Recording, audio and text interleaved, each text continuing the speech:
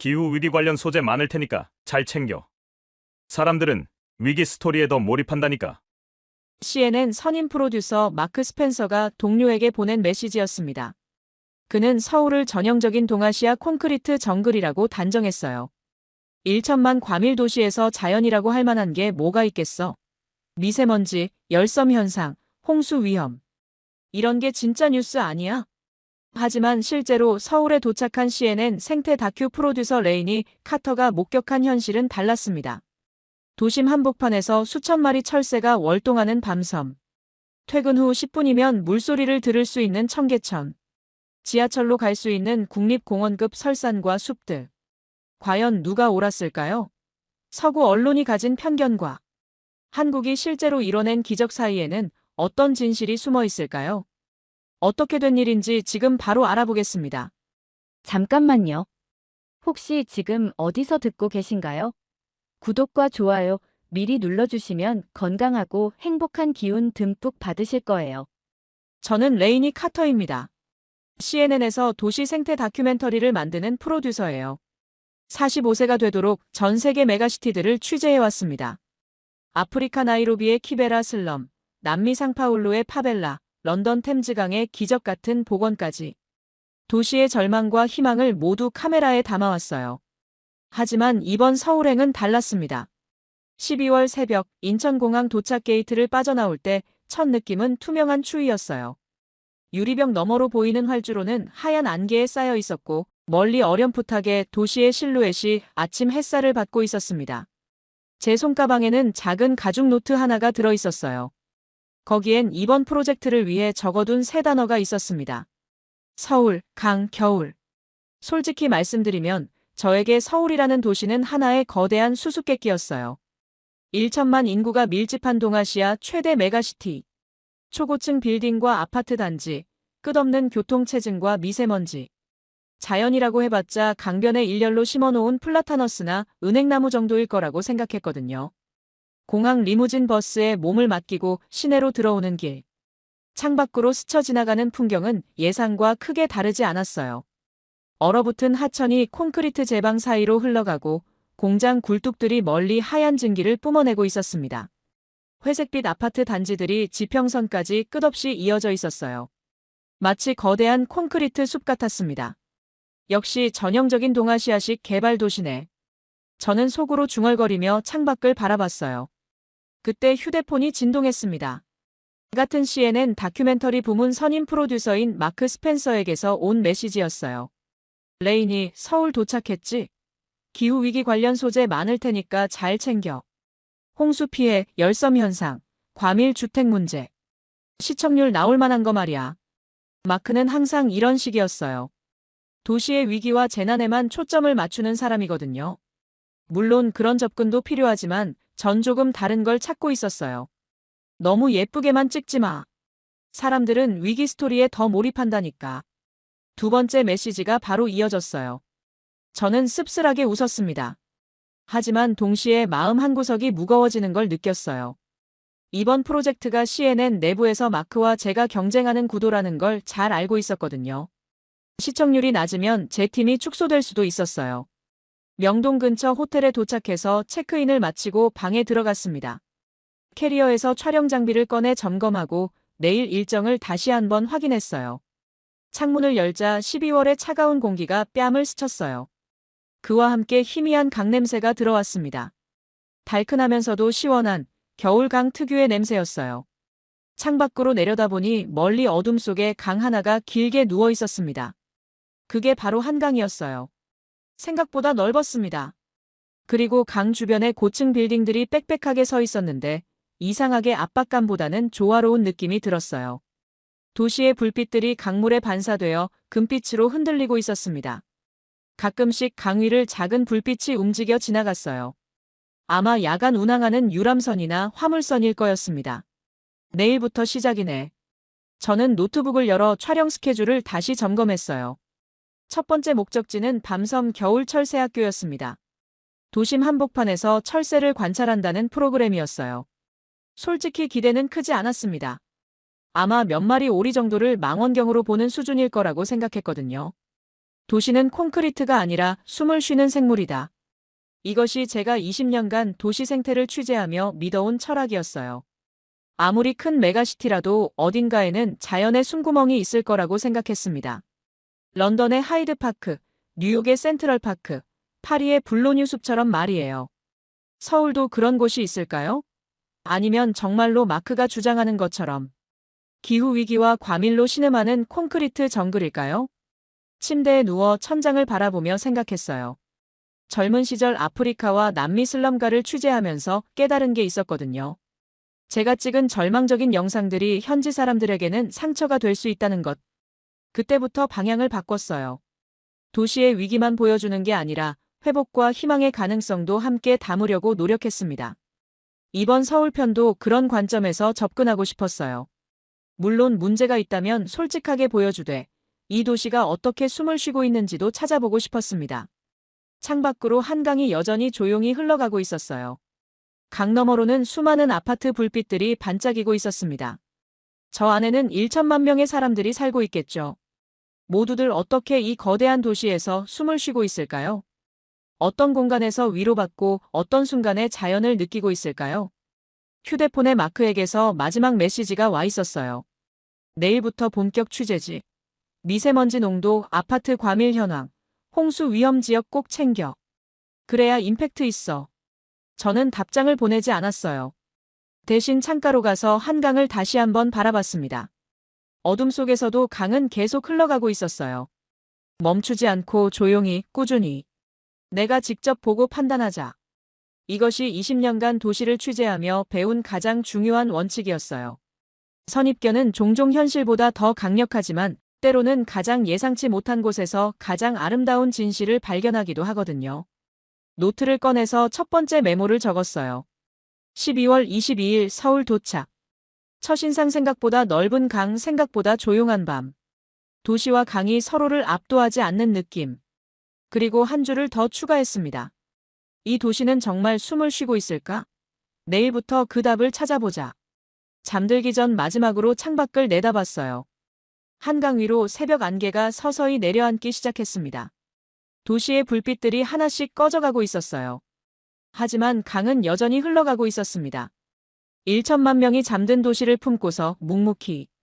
꿈속에서도 강물 흐르는 소리가 들리는 것 같았어요. 다음 날 아침 9시 첫 촬영지인 밤섬 생태체험관에 도착했습니다.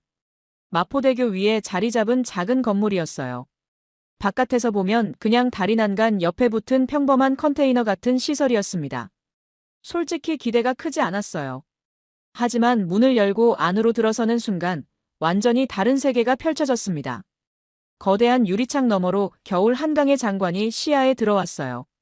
얼지 않은 강물이 잔잔하게 흐르고 있었고 그 가운데 야구장만 한 크기의 작은 섬 하나가 떠 있었습니다. 저게 밤섬입니다. 안내를 맡은 윤혜정 선생님이 말했어요. 63세의 활기찬 여성이었는데 흰 머리가 살짝 섞인 단발머리에 눈빛이 반짝였습니다. CNN에서 오셨다고 들었어요. 멀리서 고생하셨어요. 네, 서울의 겨울 생태를 담으려고 왔습니다. 그럼 제대로 오셨네요. 윤혜정 선생님이 체험관 안을 가리켰어요. 체험관 안에는 이미 20여 명의 사람들이 모여 있었습니다. 두툼한 패딩을 입은 어르신들, 유모차를 끌고 온 젊은 부부들, 초등학생 아이들의 손을 잡은 할아버지 할머니들. 3, 4, 5 모여서 유리창 밖 풍경을 바라보고 있었어요. 벽면에는 대형 망원경들이 삼각대에 고정되어 있었습니다. 그리고 곳곳에 철새 사진과 설명 패널이 붙어 있었어요. 여기가 오늘 우리 교실이에요. 윤혜정 선생님이 유리창을 가리키며 말했습니다. 그런데 오늘 선생님은 제가 아니에요. 저기 앉아 계신 분들이 진짜 선생님이거든요. 그녀가 손가락으로 가리킨 곳을 보니 강 위에 하얀 점들이 빽빽하게 떠 있었어요. 처음에는 그냥 쓰레기나 얼음 조각 같아 보였는데 망원경을 들이대는 순간 숨이 턱 막혔습니다. 수천 마리의 새들이 물 위에서 평화롭게 헤엄치고 있었거든요. 흰죽지들이 물속으로 머리를 푹 넣었다가 올라오기를 반복했습니다. 청둥오리 무리가 느긋하게 물 위를 미끄러지듯 지나가고 있었어요. 저 멀리서는 덩치 큰 기러기떼가 비자 형태로 날아와 착수하는 모습도 보였습니다. 와, 정말 많네요. 제가 감탄하자 옆에 있던 할아버지 한 분이 웃으며 말했어요. 처음 보시나 봐요? 저도 처음엔 안 믿었어요. 이렇게 많은 새들이 도심에 와요? 겨울마다 와요. 시베리아에서 수천 킬로미터를 날아와서 여기서 겨울을 나거든요. 망원경을 더 자세히 들여다봤어요.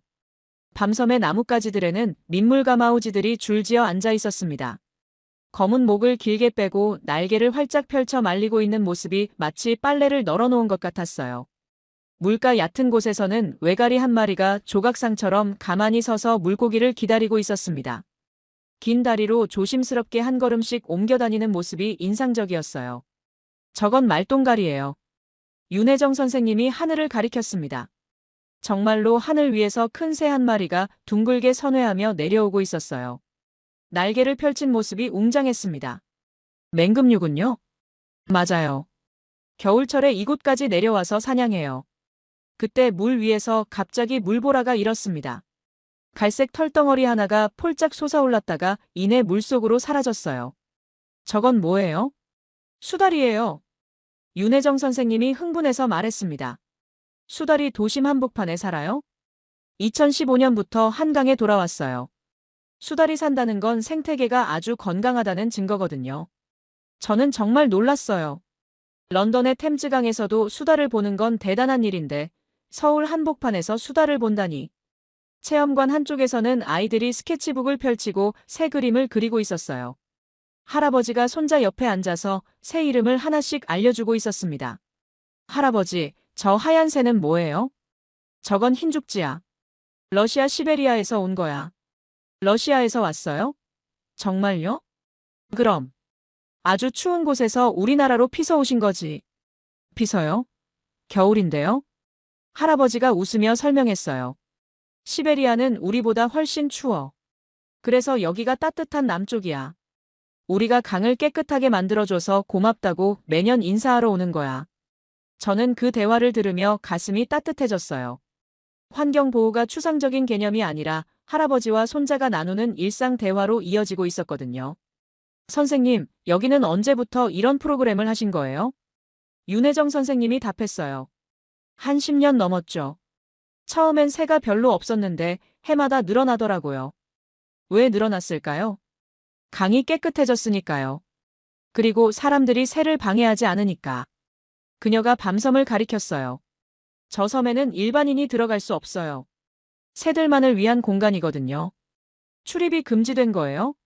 네, 람사르 습지로 지정되어 있어서 엄격하게 보호하고 있어요. 저는 그 말을 들으며 깨달았어요. 이곳은 사람을 위한 공간이 아니라 새들을 위한 공간이라는 것을. 도시에서 자연을 위해 일부러 비워둔 자리라는 것을. 옆에 있던 할아버지가 조용히 말했습니다. 내가 젊었을 땐 저기 다 폭파해서 없앴었어. 폭파요? 개발 때문에 말이야. 그때는 그게 발전이라고 생각했지. 근데 지금은 저 애들이 다시 찾아와줘서 다행이야. 할아버지의 목소리에는 후회와 안도가 섞여 있었어요. 어떻게 다시 복원하신 거예요? 오랜 시간이 걸렸어. 강을 깨끗하게 만들고 나무를 심고 사람들 출입을 막고. 그렇게 조용히 기다린 거지. 윤혜정 선생님이 덧붙였어요. 여기는 사람이 조금 덜 가지는 대신 새들이 더 머무는 곳이에요. 인간 중심이 아니라 자연 중심으로 생각하는 거죠. 저는 그 철학에 감동했어요. 개발 가능한 도심 땅을 일부러 비워두고 새들을 위한 공간으로 남겨둔다는 발상. 체험 시간이 끝나갈 무렵 저는 노트에 적었어요. 맘섬 겨울 철새학교. 도심 한복판에서 세계적 보호종 철새를 무료로 관찰하는 프로그램 출입 제한이 아닌 야생을 위한 비워둔 자리 폭파된 섬이 다시 철새 낙원으로 복원. 그리고 한 문장을 더 추가했어요. 이 도시는 사람이 조금 덜 가지는 대신 새들이 더 머무는 공간을 만들었다. 체험관을 나서며 윤혜정 선생님이 말했어요. 내일은 난지로 가볼까요? 자전거 타면서 강변 생태를 둘러보는 겨울철새 라이딩 코스가 있어요. 정말요? 겨울에 자전거를요? 한국 사람들은 사계절 자전거 타요. 특히 한강에서는요. 저는 기대가 되기 시작했어요. 마크가 상상하는 콘크리트 정글과는 전혀 다른 서울이 펼쳐지고 있었거든요. 호텔로 돌아와 오늘 촬영한 영상을 정리했어요. 망원경으로 본 새들의 모습, 아이들의 순수한 감탄, 할아버지의 따뜻한 설명, 윤혜정 선생님의 자랑스러운 미소. 마크에게서 온 메시지도 확인했어요. 어때? 미세먼지 측정소는 찾아봤지? 겨울철 대기질 문제 심각할 텐데. 저는 답장을 쓰다가 멈췄어요. 대신 창밖 한강을 바라봤습니다. 어둠 속에서도 밤섬이 조용히 떠 있었어요. 수천 마리의 새들이 그곳에서 평화롭게 밤을 보내고 있을 거였습니다. 이것도 서울의 진실이야. 저는 마음속으로 중얼거렸어요. 둘째 날 아침, 난지 한강 야생 탐사센터에서 만났습니다. 새벽 공기가 뺨을 애는 듯 차가웠어요.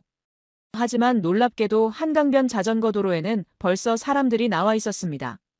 두꺼운 장갑에 귀마개를 단단히 고정한 시민들이 자전거를 타고 오가고 있었어요. 겨울에도 이렇게 많이 나와요? 제가 물어보자 윤혜정 선생님이 웃으며 답했어요. 한국 사람들은 사계절 자전거를 타요. 특히 한강에서는 겨울이 오히려 더 매력적이거든요. 왜요? 새들을 더 가까이서 볼 수 있어요. 나뭇잎이 다 떨어져서 시야가 확 트이거든요. 현지 촬영 감독 김도윤도 함께였어요. 34세의 날씬한 젊은 남성이었는데 자전거에 짐벌 카메라를 고정하는 솜씨가 전문가 수준이었습니다. 안녕하세요. 김도윤입니다. 반갑습니다. 서울 토박이세요? 네, 태어날 때부터 여기 살았어요. 솔직히 말하면 한강이 제 피난처 같은 곳이에요. 그의 말에서 진정성이 느껴졌어요. 피난처요? 직장 생활하다 보면 멘탈이 힘들 때가 있잖아요. 그럴 때마다 여기 와서 자전거 타고 새들 보고 바람 쐬면서 버텼거든요. 저는 고개를 끄덕였어요. 도시에서 살아가는 사람들에게 자연이 얼마나 중요한 위로가 되는지 알고 있었거든요. 자전거에는 액션 카메라와 작은 마이크가 부착되어 있었어요. 윤혜정 선생님이 헬멧을 건네주며 설명했습니다. 이게 겨울철새 라이딩 코스예요. 난지에서 출발해서 고덕수변 생태공원까지 약 20km 구간이죠. 겨울철새 라이딩이요? 네, 혼자 타도 좋지만 해설이 붙으면 완전히 다른 경험이 돼요. 페달을 밟고 출발했어요. 한강변 자전거 도로는 생각보다 훨씬 넓고 잘 정비되어 있었습니다. 한쪽으로는 잔잔한 한강이 흐르고 다른 쪽으로는 키 큰 갈대밭과 작은 습지들이 끝없이 이어졌어요. 바퀴가 아스팔트를 굴러가는 소리와 바람이 귀를 스치는 소리만 들렸습니다. 도시 소음은 전혀 들리지 않았어요. 저기 보세요. 윤혜정 선생님이 속력을 줄이며 갈대밭을 가리켰습니다. 정말로 갈대 사이사이로 얼지 않은 물이 반짝이고 있었어요. 그 위에 수십 마리의 오리들이 조용히 헤엄치고 있었습니다. 저건 청둥오리고 옆에 있는 건 흰죽지예요. 페달을 멈추고 자전거에서 내려 더 자세히 관찰했어요. 물가에는 목이 긴 외가리 한 마리가 석상처럼 서서 물속을 응시하고 있었습니다. 갑자기 하늘에서 큰 소리가 들렸어요. 비자 형태로 날아가는 기러기 떼였습니다. 끼룩끼룩하는 울음소리가 겨울 하늘에 울려 퍼졌어요. 저 소리 들으면 겨울이 왔다는 걸 실감해요. 김도윤이 카메라를 하늘로 향하며 말했습니다. 어릴 때부터 들어온 소리거든요. 자전거를 다시 타고 계속 달렸어요. 중간중간 쉼터가 있었는데 그때마다 윤혜정 선생님이 새로운 설명을 해줬습니다. 여기가 난지습지예요. 원래는 쓰레기 매립지였던 곳이에요. 쓰레기 매립지가요? 네, 1978년부터 15년간 서울의 모든 쓰레기가 여기 매립됐어요. 산처럼 쌓여 있었죠. 저는 놀랐어요. 지금 보고 있는 아름다운 습지가 쓰레기 덤이었다니. 어떻게 이렇게 변했어요? 매립을 중단하고 20년간 복원 작업을 했어요. 토양을 정화하고 나무를 심고 습지를 조성했죠. 김도윤이 덧붙였어요. 저희 부모님 세대가 여기에 쓰레기를 버렸고 저희 세대가 이걸 다시 자연으로 되돌린 거예요. 그 말에서 세대 간 책임과 치유의 의미가 느껴졌어요. 계속 달리다 보니 고덕수변 생태공원이 나타났습니다. 여기는 더 넓은 습지가 펼쳐져 있었어요. 여기서 겨울철새 박사되기 프로그램을 해요. 윤혜정 선생님이 설명했습니다. 어르신들과 아이들이 함께 와서 새 이름 맞히기 퀴즈도 하고 탐조도 하고 생태 이야기도 들어요. 정말로 멀리서 할아버지가 손자의 손을 잡고 걸어오는 모습이 보였어요. 3세대가 함께 온 가족도 있었습니다. 잠깐 쉬면서 주변을 둘러봤어요. 강변에는 다양한 연령대의 사람들이 각자의 방식으로 겨울을 즐기고 있었습니다. 조깅하는 대학생, 유모차를 끌고 산책하는 젊은 부부, 강아지와 함께 걷는 중년 여성, 셀카를 찍는 외국인 관광객들. 모두가 자연스럽게 어우러져 있었어요. 이게 정말 1천만 도시 한복판이 맞나요? 제가 중얼거리자 김도윤이 웃었습니다. 저도 처음에는 이런 곳이 있는 줄 몰랐어요. 대학 졸업하고 취업 준비하면서 우울할 때 우연히 왔다가 발견한 거예요. 그때부터 자주 오신 거예요? 네, 이제는 이런 곳들이 없으면 서울에서 못 살 것 같아요. 번아웃 올 때마다 여기 와서 정신 정리하거든요. 그때 갑자기 물 위에서 큰 물보라가 일었습니다. 갈색 털덩어리가 물 위로 솟아올랐다 사라지는 모습이었어요. 수달이에요. 윤혜정 선생님이 흥분해서 소리쳤습니다. 여기까지 와요? 요즘은 한강 전체에서 수달을 볼 수 있어요. 상류부터 하류까지, 도심 한복판까지도 와요. 저는 그 순간을 놓치지 않고 촬영했어요. 1천만 도시 한복판에서 야생 수달을 목격하는 장면이었거든요. 돌아오는 길에 김도윤이 말했어요. CNN에서 보시기에는 어떠세요? 서울이 생각과 다르지 않나요? 솔직히 놀랐어요. 이런 자연 친화적인 도시일 줄 몰랐거든요. 외국 분들이 다 그렇게 말씀하세요. 처음에는 콘크리트 정글이라고 생각하다가 실제로 와보면 깜짝 놀란다고. 라이딩을 마치고 탐사센터로 돌아올 때쯤 휴대폰이 진동했어요. 마크 스펜서에게서 온 메시지였습니다. 한강? 거긴 그냥 콘크리트 제방 아니야. 도심 자연이라 해봤자 전시용 공원 수준일 텐데. 진짜 현실적인 문제들 좀 찾아봐. 저는 씁쓸하게 웃었어요. 방금 자전거로 달려온 이 20km 구간은 그의 편견과 전혀 다른 곳이었거든요. 도시와 자연이 경쟁하지 않고 함께 숨쉬는 공간. 쓰레기 더미에서 생태낙원으로 변신한 기적의 땅. 시민들이 일상적으로 야생동물과 만날 수 있는 도시. 노트에 적었습니다. 난지고덕 겨울 철새 라이딩.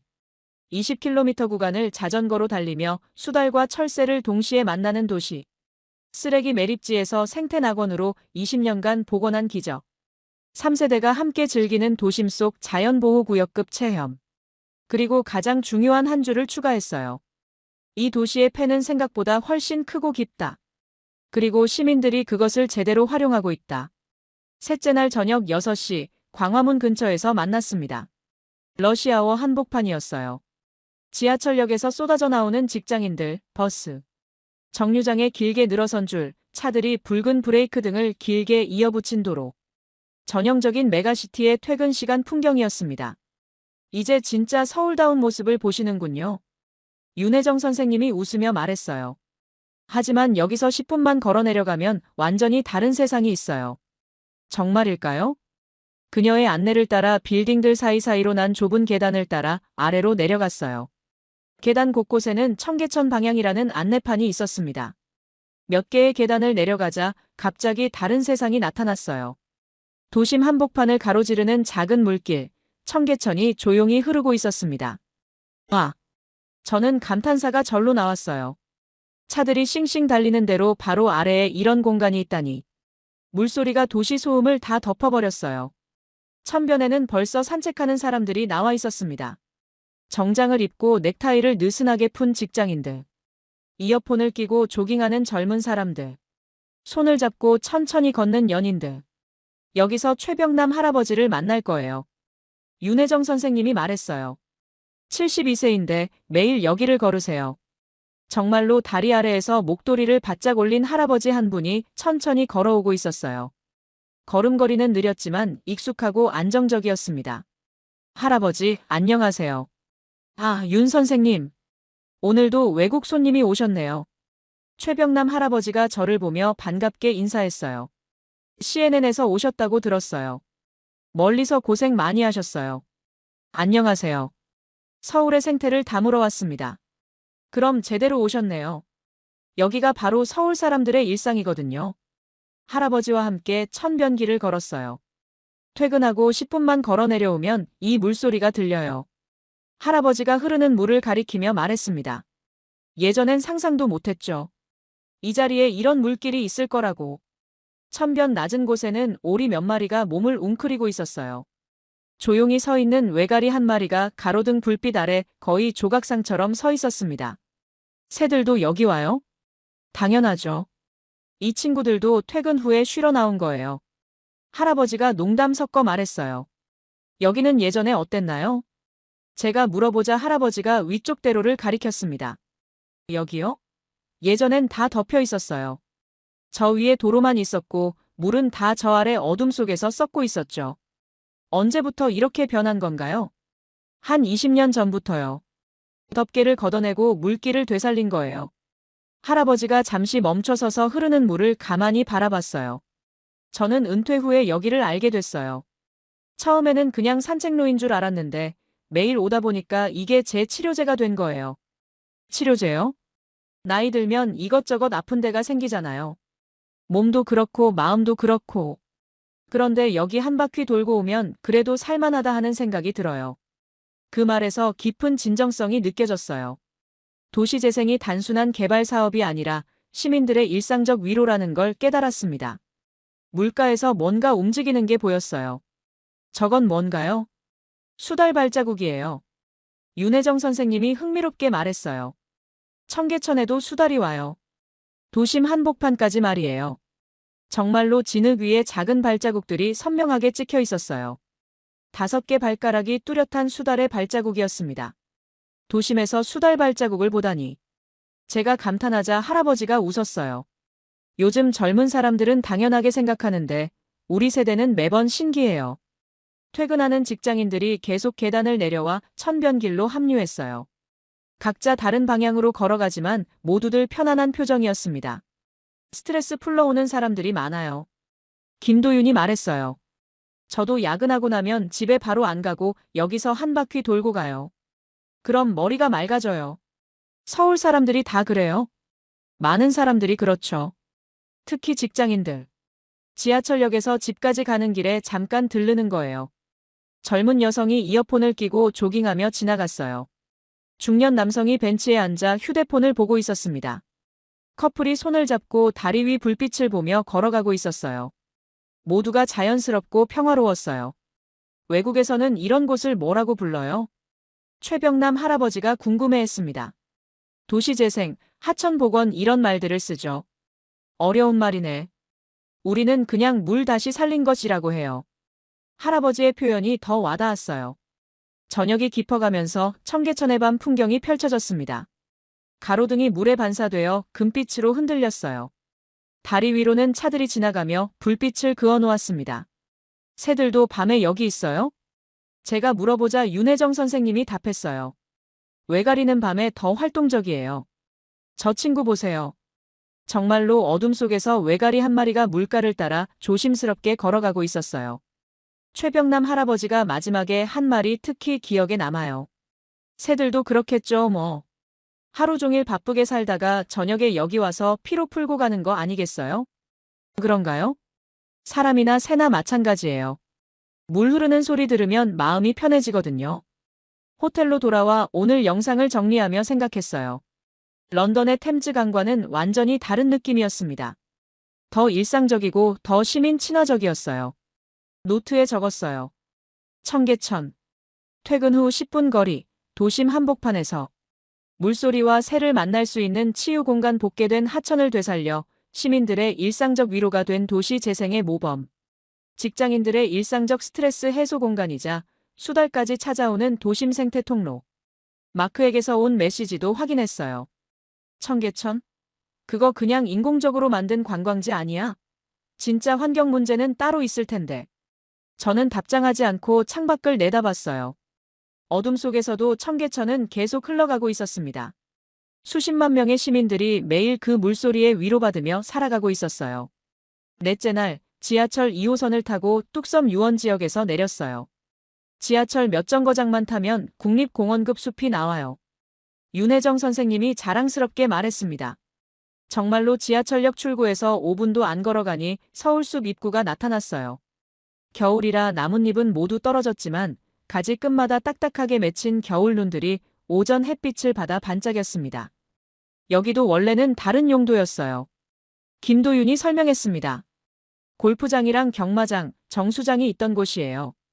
그걸 숲으로 만든 거예요? 2005년에 시민공원으로 조성했죠. 지금은 서울의 대표적인 도심숲이 됐어요. 서울숲 안으로 들어가니 정말 다른 세상이었습니다. 지하철역에서 몇 분 거리인데도 도시 소음이 거의 들리지 않았어요.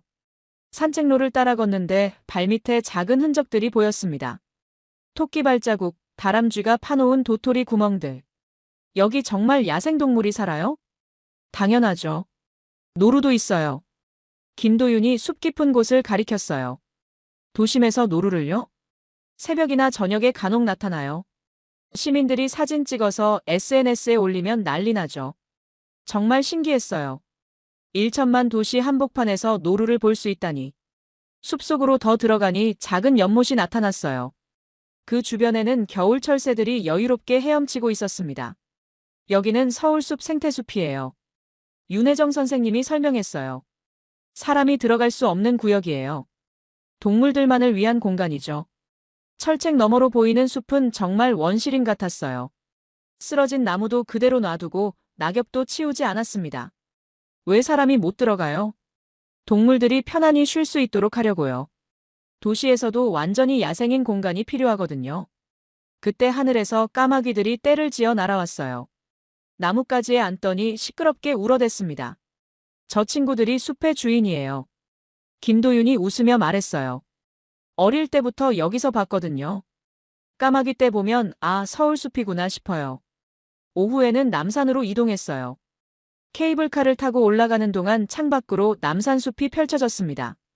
와, 정말 크네요. 남산은 서울의 허파예요. 윤혜정 선생님이 말했어요. 조선시대부터 서울을 지켜온 산이죠. 케이블카에서 내려다보니 남산 전체가 울창한 숲으로 덮여 있었어요. 그 너머로는 빽빽한 아파트와 빌딩들이 보였지만 숲과 도시가 서로를 압도하지 않고 조화를 이루고 있었습니다. 서울 사람들은 힘들 때마다 이렇게 산에 올라와서 도시를 내려봐요. 김도윤이 창밖을 가리키며 말했습니다. 그럼 그래도 나 혼자 버티는 건 아니구나 싶은 거죠. 남산 정상에서 내려다본 서울 전경은 정말 장관이었어요. 끝없이 펼쳐진 도시 풍경 속에서도 여기저기 녹색 띠들이 보였습니다. 한강, 청계천, 크고 작은 공원들이 도시를 연결하고 있었어요. 저기가 청계천이고 저기가 한강이에요. 윤혜정 선생님이 하나씩 가리켜줬어요. 이렇게 위에서 보면 서울이 얼마나 많은 자연을 품고 있는지 알 수 있어요. 마지막으로 북한산 자락을 걸었어요. 지하철 3호선 종점 구파발역에서 버스로 20분이면 국립공원 입구였습니다. 지하철로 국립공원에 갈 수 있다고요? 네, 서울의 자랑 중 하나예요. 새하얀 눈을 뒤집어 쓴 북한산 능선이 아름다웠습니다. 아이젠을 신고 천천히 올라가는 등산객들 중에는 어르신들이 정말 많았어요. 저 할아버지, 할머니들 정말 대단하시네요. 한국 어르신들의 건강 비결이에요. 윤혜정 선생님이 웃었어요. 집에서 지하철 타고 30분이면 설산 하이킹이 가능하거든요. 등산로에서 만난 70대 할머니 한 분이 말했어요. 우리는 참 좋은 곳에 살고 있어요. 도시에 살면서도 이런 산을 매일 볼 수 있으니까. 매일 오세요? 일주일에 서너 번은 와요. 건강해야 손주들 봐줄 수 있잖아요. 그분의 배낭에는 보온병과 김밥이 들어있었어요. 혼자 온 게 아니라 친구들과 함께 왔다고 했습니다. 산이 가까이 있으니까 노년 생활이 활기차죠. 내려오는 길에 만난 30대 직장인도 비슷한 말을 했어요. 스트레스 받을 때마다 여기 와요. 주말에 2시간 정도면 충분히 다녀올 수 있거든요. 자주 오세요? 한 달에 2~3번은 와요. 회사에서 30분이면 여기까지 올 수 있어서. 저는 그 말들을 들으며 깨달았어요. 서울의 숲과 산들이 단순한 관광지가 아니라 시민들의 일상적인 치유 공간이라는 것을. 저녁에 호텔로 돌아와 영상을 정리하며 런던과 비교해봤어요. 런던에서 이런 자연을 만나려면 최소 몇 시간은 교외로 나가야 했거든요. 하지만 서울은 지하철 몇 정거장이면 국립공원급 자연을 만날 수 있었어요. 노트에 적었어요. 서울숲 남산 북한산. 지하철로 접근 가능한 도심 속 국립공원급 자연 노루가 사는 도심숲.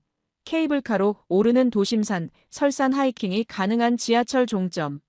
시민들의 일상적 치유 공간이자 3세대가 함께 즐기는 건강 놀이터. 그리고 가장 인상적이었던 한 줄을 추가했어요.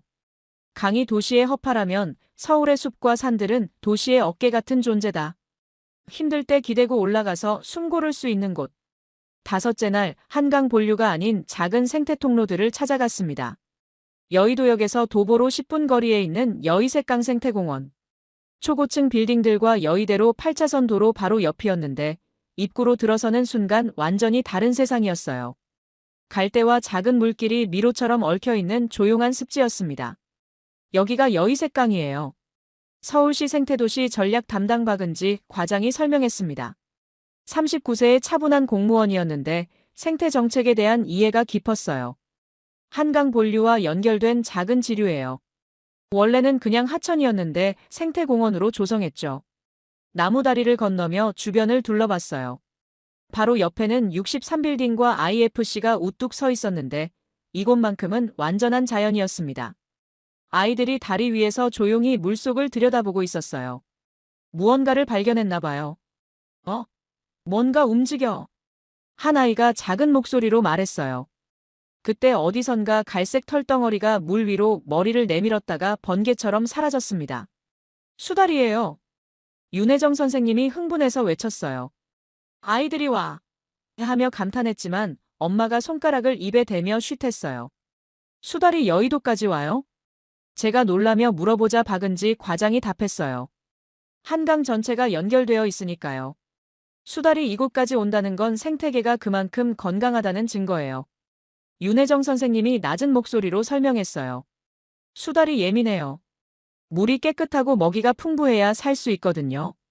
조용히 관찰하고 있으니 정말 다양한 새들이 보였어요. 외가리, 청둥오리, 흰죽지, 그리고 이름 모를 작은 새들까지. 여기는 시끄럽지 않나요? 바로 옆이 대로인데. 갈대가 자연방음벽 역할을 해요. 그리고 새들도 적응하죠.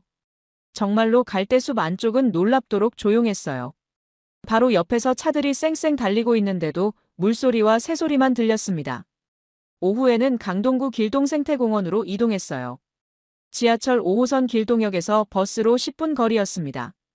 여기는 도시와 숲 사이의 완충지대 같은 곳이에요. 박은지 과장이 설명했어요. 길동생태공원은 여의색강과는 또 다른 느낌이었어요. 더 작지만 더 정교하게 설계된 생태 공간이었습니다. 습지, 초지, 수림대가 작은 면적 안에 압축되어 있었어요. 마치 한국의 자연을 축소판으로 만들어 놓은 것 같았습니다. 겨울눈 관찰 프로그램 중이에요. 자연 해설사가 아이들과 함께 나뭇가지를 들여다보고 있었습니다. 여기 봐요. 뭔가 부풀어 있죠? 아이들이 나뭇가지를 손으로 조심스럽게 만져봤어요. 이게 뭐예요? 봄을 준비하는 겨울눈이에요. 지금은 잠들어 있지만 따뜻해지면 새싹이 나올 거예요. 정말요? 신기해. 아이들의 순수한 감탄이 들려왔어요. 한쪽에서는 할머니가 손녀와 함께 관찰 활동에 참여하고 있었습니다. 할머니, 이게 정말 봄의 꽃이 돼요? 그럼. 할머니도 어릴 때 이런 걸 보고 자랐어. 할머니도 이런 곳에서 놀았어요? 우리 때는 이런 공원은 없었지. 하지만 뒷산에서 이런 놀이를 했어. 3세대가 함께 자연을 경험하는 모습이 인상적이었어요. 박은지 과장이 준비해온 자료를 보여줬어요. 서울은 한강 청계천 같은 큰 축 말고도 이런 작은 생태 공원들을 도시 곳곳에 배치했습니다. 지도를 보니 정말로 서울 전체에 작은 녹색점들이 촘촘히 박혀 있었어요. 모두 몇 개나 돼요? 크고 작은 생태 공원 수변 공원이 100여 개 정도 됩니다. 몇 개요? 네, 도심과 자연을 얇은 실처럼 이어놓는 방식이에요. 저는 그 설명을 들으며 깨달았어요. 서울이 한 곳에 거대한 자연을 집중시킨 게 아니라 도시 전체의 작은 숨구멍들을 뚫어놓은 방식으로 발전해왔다는 것을. 생태 네트워크라고 부르는 개념이에요. 박은지 과장이 계속 설명했어요. 동물들이 이동할 수 있는 통로를 만들어주고 시민들도 가까운 거리에서 자연을 만날 수 있게 하는 거죠. 효과가 있나요? 수달 분포가 넓어진 게 가장 확실한 증거예요. 예전에는 상류에만 있었는데 지금은 도심까지 내려와요. 길동생태공원에서 나오는 길에 김도윤이 말했어요. 어릴 때는 이런 곳이 없었는데 지금은 집에서 10분 거리에 이런 공원이 있어요. 좋은 변화네요. 네, 특히 코로나 때 정말 고마웠어요. 멀리 못 가도 이런 곳에서 숨 쉴 수 있었으니까. 저녁에 여의도 한강공원에서 마무리했어요. 초고층 빌딩들 사이로 해가 지고 있었는데 강변에는 시민들이 여유롭게 산책하고 있었습니다. 이게 서울의 진짜 모습인 것 같아요. 제가 중얼거리자 윤혜정 선생님이 웃었어요. 자연과 도시가 서로 싸우지 않고 어울리는 거죠. 노트에 적었어요. 여의색강길동 생태공원. 초고층 빌딩 옆에서 수달과 새를 만날 수 있는 도심 속 자연. 100여 개의 작은 생태공원들을 실처럼 이어 도시 전체를 연결한 생태. 네트워크 한 곳의 거대한 자연이 아닌 곳곳에 뚫어놓은 작은 숨구멍들의 집합체. 그리고 제 다큐 서사의 핵심이 되는 문장을 추가했어요. 서울은 군데군데 작은 숨구멍을 많이 만들어서 스스로를 살려온 도시다. 그리고 그 숨구멍들이 연결되어 하나의 큰 생명체가 되었다. 서울 촬영을 마치고 뉴욕 CNN 본사 편집실에 돌아왔을 때 저는 확신에 차 있었어요. 벽면 모니터에는 지난 일주일간 촬영한 영상들이 타임라인 위에 차곡차곡 올라가 있었습니다. 밤섬 겨울철새학교의 망원경 장면. 난지에서 고덕까지 이어진 자전거 라이딩. 청계천 저녁 물소리와 최병남 할아버지의 잔잔한 고백. 서울숲의 겨울눈과 북한산의 설경. 여의색강의 수달과 길동생태공원의 3세대 가족들. 제가 붙이고 싶은 제목은 하나였어요. 도시가 숨쉬는 법, 서울의 조용한 기적. 하지만 편집실 문이 열리며 마크 스펜서가 들어왔을 때 그의 손에는 USB 하나가 들려 있었어요. 나도 서울 파일럿 만들어봤어. 그가 USB를 컴퓨터에 꽂자 대형 스크린에 그의 버전이 재생됐습니다. 여름 장마철 한강 범람 장면으로 시작했어요. 회색빛 하늘 아래 빽빽하게 서 있는 40층, 50층 아파트 단지들. 붉은 열지도 위에 표시된 서울 글자. 미세먼지 농도 그래프와 함께 흘러나오는 경고음. 내레이션은 기후위기, 과밀주택, 에너지 소비 급증을 차분하게 짚어갔어요. 틀린 말은 하나도 없었습니다. 하지만 뭔가 중요한 게 빠져있다는 느낌이 들었어요. 서울이 위기도시인 건 맞지. 마크가 모니터를 가리키며 말했어요. 하지만 내가 찍어온 건 너무 홍보 영상 같아. 홍보 영상이요? 철새, 수달, 예쁜 공원. 관광청에서 만들 법한 내용이지. 진짜 문제는 안 보이고. 저는 마크의 말을 듣고 있으면서도 며칠 전 장면들이 떠올랐어요. 최병남 할아버지가 청계천에서 그래도 살만하다고 했던 말. 김도윤이 한강이 제 피난처라고 했던 고백. 3세대가 함께 철새를 관찰하던 밤섬 체험관의 따뜻한 분위기. 시청자들은 위기 스토리에 더 몰입한다고 레이니. 마크가 단도직입적으로 말했어요. 이 프로젝트에서 우리 둘 중 하나만 살아남을 수도 있어. 넌 그거 알고 있지? 저는 알고 있었어요. 시청률이 낮으면 제 팀이 축소되고 저 역시 좌천될 가능성이 있다는 것을. 하지만 이번에는 물러서고 싶지 않았어요. 마크, 위기도 당연히 보여줄 거야. 하지만 저는 잠시 멈췄어요. 이 도시가 어떻게 숨을 쉬고 있는지도 같이 보여주고 싶어. 숨을 쉰다고? 응. 1천만 명이 사는 메가시티가 어떻게 자연과 공존하는 법을 배워왔는지. 마크가 고개를 저었어요. 레이니, 그건 너무 이상적이야. 현실은 더 복잡하고 어둡다고. 저는 그 순간 결심했어요. 타협하지 않기로요. 그럼 두 버전 다 만들어서 테스트해보자. 정말? 응. 시청자들이 어떤 걸 선택하는지 보자. 다음 주 동안 저는 밤낮으로 편집실에서 살았어요. 서울에서 찍어온 모든 영상을 다시 보고 또 봤습니다. 윤혜정 선생님이 사람이 조금 덜 가지는 대신 새들이 더 머무는 곳이라고 했던 말. 박은지 과장이 보여준 100여 개 생태공원이 실처럼 이어진 서울지도. 할아버지가 손자에게 우리가 강을 깨끗하게 만들어줘서 새들이 인사하러 온다고 설명하던 장면. 이 모든 것들을 하나의 이야기로 엮어냈어요. 제목을 다시 정했습니다. 숨쉬는 메가시티 서울이 자연에게 배운 것들. 첫 장면은 조용한 새벽 한강으로 시작했어요. 안개가 살짝 낀 수면과 그 뒤로 천천히 떠오르는 도시 스카이라인. 드론 카메라가 강을 따라 흘러가며 밤섬, 여의색강, 청계천을 차례로 보여줬습니다. 제 내레이션이 조용히 흘렀어요. 서울은 1천만 명이 사는 메가시티입니다. 하지만 이 도시는 강과 개천, 숲과 작은 습지들을 지키기 위해 한 발짝씩 물러나는 선택을 해왔어요. 윤혜정 선생님의 목소리가 이어졌습니다. 여기는 사람이 조금 덜 가지는 대신 새들이 더 머무는 곳이에요. 최병남 할아버지의 잔잔한 증언도 들어갔어요. 퇴근하고 여기 한 바퀴 돌고 오면 그래도 살만하다는 생각이 듭니다. 김도윤의 솔직한 고백도 빠지지 않았어요. 한강이 제 피난처예요. 멘탈 무너질 때마다 여기서 버텼거든요. 다큐의 중반부에는 마크가 우려했던 현실적 문제들도 포함시켰어요. 하지만 위기를 강조하는 대신 해결 과정을 보여줬습니다. 쓰레기 매립지에서 생태공원으로 변신한 난지의 20년 역사.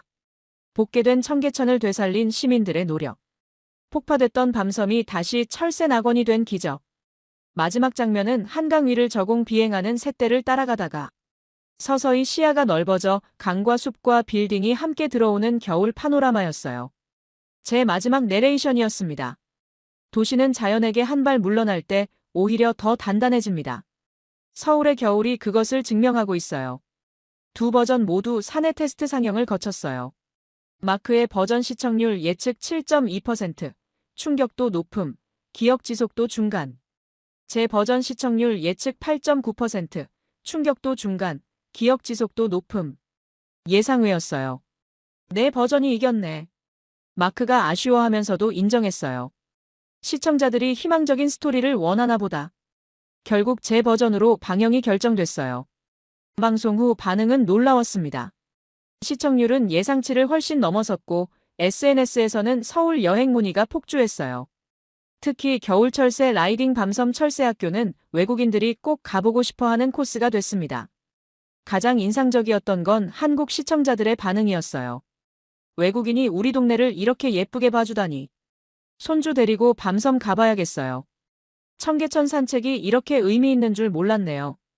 우리가 참 좋은 도시에 살고 있구나. 특히 6070대 시청자들이 열렬히 반응했어요.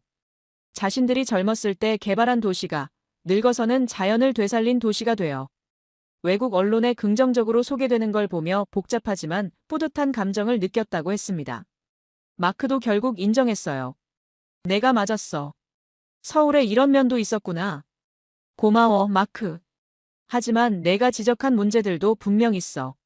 다음에는 그것도 함께 다뤄야겠어. 몇 달 후, 다큐는 국제환경 다큐멘터리 페스티벌에서 도시재생 부문 최우수상을 받았어요. 상장에는 이렇게 적혀 있었습니다. 메가시티와 자연이 공존하는 새로운 도시 모델을 제시한 작품. 시상식에서 저는 한 가지 확신하게 됐어요. 도시를 절망의 소비재로 만드는 시대는 끝났다는 것을. 이제는 도시가 어떻게 희망을 만들어가는지 보여주는 시대라는 것을. 지금도 가끔 창밖을 내다보면 생각해요. 서울에서 보낸 그 일주일을. 한강이 조용히 흘러가던 모습을. 새들과 사람이 함께 겨울을 나던 풍경을. 그리고 깨닫죠. 진짜 기적은 시끄럽지 않다는 것을. 조용히, 꾸준히 매일 계속되는 것이라는 걸. 서울의 겨울처럼요.